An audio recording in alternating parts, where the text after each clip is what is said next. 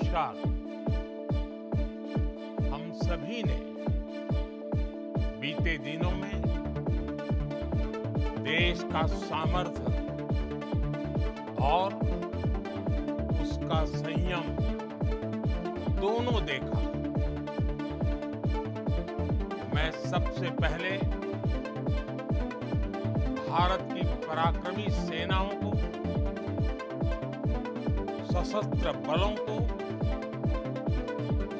हमारी खुफिया एजेंसियों को, हमारे वैज्ञानिकों को, हर भारतवासी की तरफ से सैल्यूट करता हूं। हमारे वीर सैनिकों ने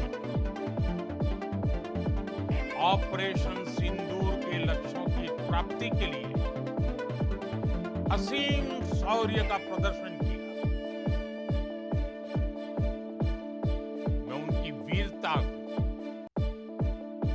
उनके साहस को, उनके पराक्रम को आज समर्पित करता हूं हमारे देश की हर माता को, देश की हर बहन को और देश की हर बेटी को ये पराक्रम समर्पित करता हूं। साथियों, 22 अप्रैल को पहलगाम में आतंकवादियों ने जो बर्बरता दिखाई थी, उसने देश और दुनिया को झकझोर दिया। छुट्टियां मना रहे निर्दोष मासूम नागरिकों को धर्म पुष्कर उनके परिवार के सामने, उनके बच्चों के सामने बेरहमी से मार डालना, यह आतंक का बहुत विभत्स चेहरा था, क्रूरता थी। ये देश के सद्भाव को तोड़ देगी घिनौनी कोशिश भी थी। मेरे लिए व्यक्तिगत रूप से ये पीड़ा बहुत बड़ी थी। इस आतंकी हमले के बाद सारा राष्ट्र, हर नागरिक, हर समाज, हर वर्ग, हर राजनीतिक दल एक स्वर में आतंक के खिलाफ कड़ी कार्रवाई के लिए उठ खड़ा। हमने आतंकवादियों को मिट्टी में मिलाने के लिए भारत की सेनाओं को पूरी छूट दी और आज हर आतंकी, आतंक का हर संगठन जान चुका है कि हमारी बहनों बेटों के माथे से सिंदूर हटाने का अंजाम क्या होता है। साथियों, ऑपरेशन सिंदूर ये सिर्फ नाम नहीं, ये देश के कोटि कोटि लोगों की भावनाओं का प्रतिबिंब है। ऑपरेशन सिंदूर न्याय की अखंड प्रतिज्ञा है।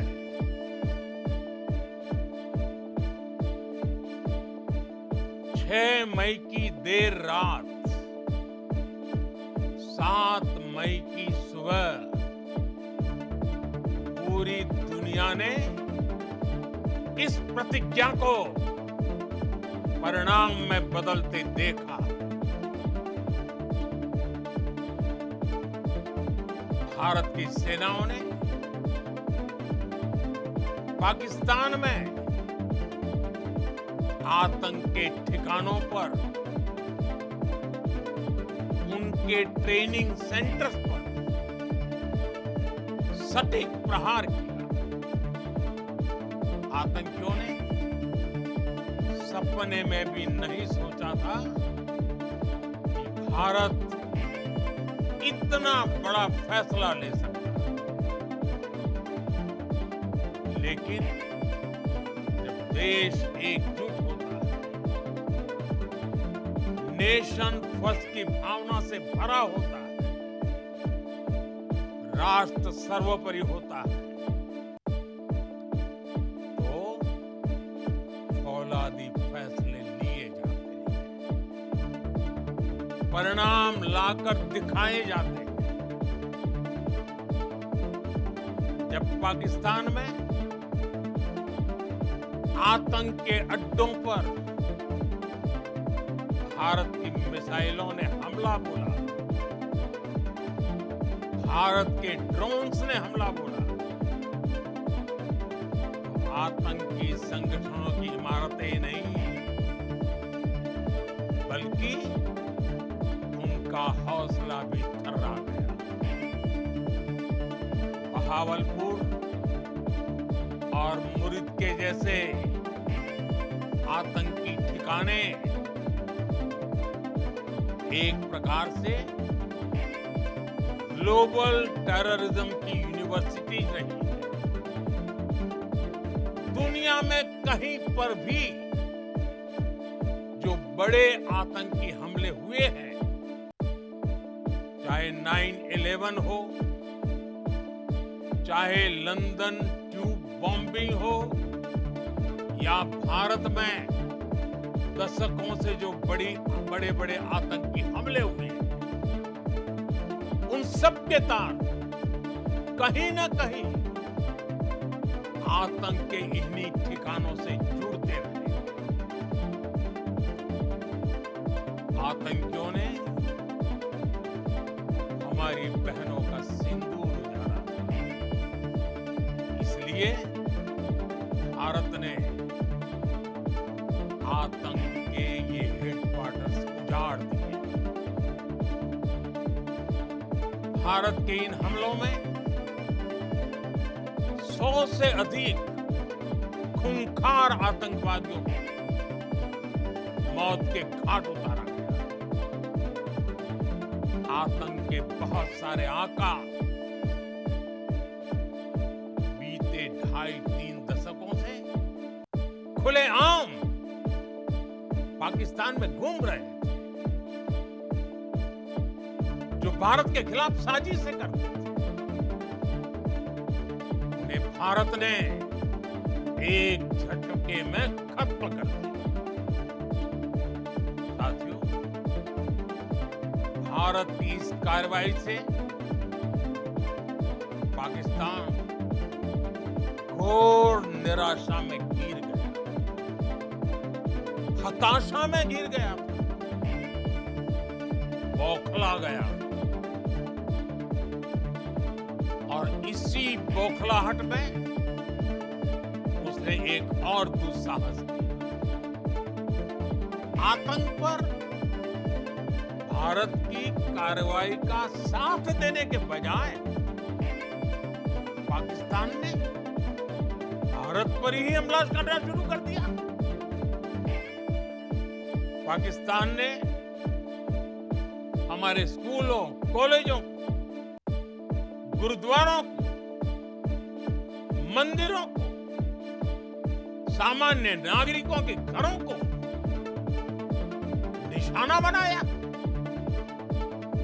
पाकिस्तान ने हमारे सैन्य ठिकानों को निशाना बनाया। लेकिन इसमें भी पाकिस्तान खुद बेनकाब हो गया। दुनिया ने देखा कि कैसे पाकिस्तान के ड्रोन्स, पाकिस्तान की मिसाइलें भारत के सामने तिनके की तरह बिखर गई। भारत के सशक्त एयर डिफेंस सिस्टम ने उन्हें आसमान में ही नष्ट कर दिया। पाकिस्तान की तैयारी सीमा पर वार की थी, लेकिन भारत ने पाकिस्तान के सीने पर वार कर दिया। भारत के ड्रोन्स, भारत की मिसाइलों ने सटीकता के साथ हमला किया। पाकिस्तानी वायुसेना के एयरबेस को नुकसान पहुंचा, जिस पर पाकिस्तान को बहुत घमंड था। भारत ने पहले 3 दिनों में ही पाकिस्तान को इतना तबाह कर दिया जिसका उसे अंदाजा भी नहीं था। इसलिए भारत की आक्रामक कार्रवाई के बाद पाकिस्तान बचने के रास्ते खोजने लगा। पाकिस्तान दुनिया भर में तनाव कम करने के लिए गुहार लगा रहा है और पूरी तरह पीटने के बाद इसी मजबूरी में 10 मई की दोपहर को पाकिस्तानी सेना ने हमारे डीजीएमओ को संपर्क किया। तब तक हम आतंकवाद के इंफ्रास्ट्रक्चर को बड़े पैमाने पर तबाह कर चुके थे। आतंकियों को मौत के घाट उतार दिया गया। पाकिस्तान के सीने में बसाए गए आतंक के अड्डों को हमने खंडहर बना दिया। इसलिए जब पाकिस्तान की तरफ से गुहार लगाई गई, पाकिस्तान की तरफ से जब ये कहा गया कि उसकी ओर से आगे कोई आतंकी गतिविधि और सैन्य दुस्साहस नहीं दिखाया जाएगा, तो भारत ने भी उस पर विचार किया। और मैं फिर दोहरा रहा हूं, हमने पाकिस्तान के आतंकी और सैन्य ठिकानों पर अपनी जवाबी कार्रवाई को अभी सिर्फ स्थगित किया है। आने वाले दिनों में हम पाकिस्तान के हर कदम को इस कसौटी पर मापेंगे कि वो क्या रवैया अपनाता है। साथियों, भारत की तीनों सेनाएं, हमारी एयरफोर्स, हमारी आर्मी और हमारी नेवी, हमारी border security force BSF, Bharat के अर्धसैनिक बल लगातार अलर्ट पर है। सर्जिकल स्ट्राइक और एयर स्ट्राइक के बाद अब ऑपरेशन सिंदूर आतंक के खिलाफ भारत की नीति है। ऑपरेशन सिंदूर ने आतंक के खिलाफ लड़ाई में एक नई लकीर खींच दी है, एक नया पैमाना, न्यू नॉर्मल तय कर दिया। पहला, भारत पर आतंकी हमला हुआ तो मुंह तोड़ जवाब दिया जाएगा। हम अपने तरीके से, अपनी शर्तों पर जवाब देकर रहेंगे। हर उस जगह जाकर कठोर कार्रवाई करेंगे जहां से आतंक की जड़ें निकलती हैं। दूसरा,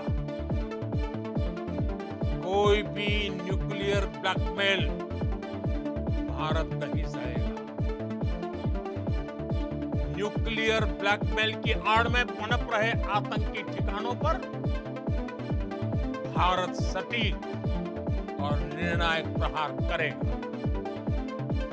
तीसरा,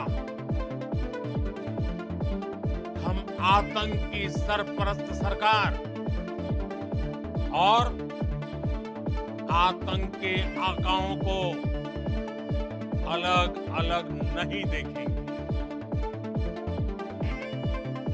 ऑपरेशन सिंदूर के दौरान दुनिया ने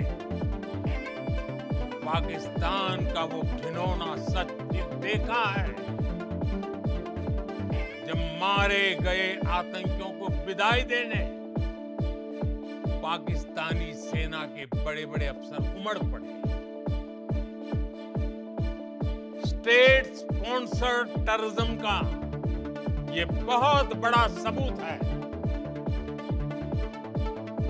हम भारत और अपने नागरिकों को किसी भी खतरे से बचाने के लिए लगातार निर्णायक कदम उठाते रहेंगे। साथियों, युद्ध के मैदान पर हमने हर बार पाकिस्तान को धूल चटाई और इस बार ऑपरेशन सिंदूर ने नया आयाम जोड़ा। हमने रेगिस्तानों और पहाड़ों में अपनी क्षमता का शानदार प्रदर्शन किया और साथ ही न्यू एज वॉरफेयर में भी अपनी श्रेष्ठता सिद्ध की। इस ऑपरेशन के दौरान हमारे मेड इन इंडिया हथियारों की प्रामाणिकता सिद्ध हुई। आज दुनिया देख रही है 21वीं सदी के वॉरफेयर में made in India defence equipments, इसका समय आ चुका है। साथियों, हर प्रकार के आतंकवाद के खिलाफ हम सभी का एकजुट रहना, हमारी एकता हमारी सबसे बड़ी शक्ति है। निश्चित तौर पर ये युग युद्ध का नहीं है, लेकिन ये युग आतंकवाद का भी नहीं है। टेररिज्म के खिलाफ जीरो टॉलरेंस, ये एक बेहतर दुनिया की गारंटी है। साथियों, पाकिस्तानी फौज, पाकिस्तान की सरकार जिस तरह आतंकवाद को खाद पानी दे रहे हैं, वो एक दिन पाकिस्तान को ही समाप्त कर देगा। पाकिस्तान को अगर बचना है तो उसे अपने टेरर इंफ्रास्ट्रक्चर का सफाया करना ही होगा। इसके अलावा शांति का कोई रास्ता नहीं। भारत का मत एकदम स्पष्ट है। टेरर और टॉक एक साथ नहीं हो सकते। टेरर और ट्रेड एक साथ नहीं चल सकते और पानी और खून भी एक साथ नहीं बह सकता। मैं आज विश्व समुदाय को भी कहूंगा, हमारी घोषित नीति रही, अगर पाकिस्तान से बात होगी तो टेररिज्म पर अगर पाकिस्तान से बात होगी तो पाक ऑक्यूपाइड कश्मीर पीओके उस पर ही होगी। प्रिय देशवासियों, आज बुद्ध पूर्णिमा। भगवान बुद्ध ने हमें शांति का रास्ता दिखाया है। शांति का मार्ग भी शक्ति से होकर जाता है। मानवता शांति और समृद्धि की तरफ बढ़े, हर भारतीय शांति से जी सके, विकसित भारत के सपने को पूरा कर सके, इसके लिए भारत का शक्तिशाली होना बहुत जरूरी है। और आवश्यकता पड़ने पर इस शक्ति का इस्तेमाल भी जरूरी है। और पिछले कुछ दिनों में भारत ने यही किया है। मैं एक बार फिर भारत की सेना और सशस्त्र बलों को सैल्यूट करता हूं। हम भारतवासी के हौसले, हर भारतवासी का एकजुटता का शपथ, संकल्प, मैं उसे नमन करता हूं। बहुत बहुत धन्यवाद। भारत माता की जय। If you don't stop it, we're not going to do any trade. People have never really used trade the way I used it. That I can tell you. And all of a sudden they said, I think we're going to stop. And they have. And they did it for a lot of reasons, but trade is a big one. We're going to do a lot of trade with Pakistan. We're going to do a lot of trade with India. We're negotiating with India right now. We're going to be soon negotiating with Pakistan.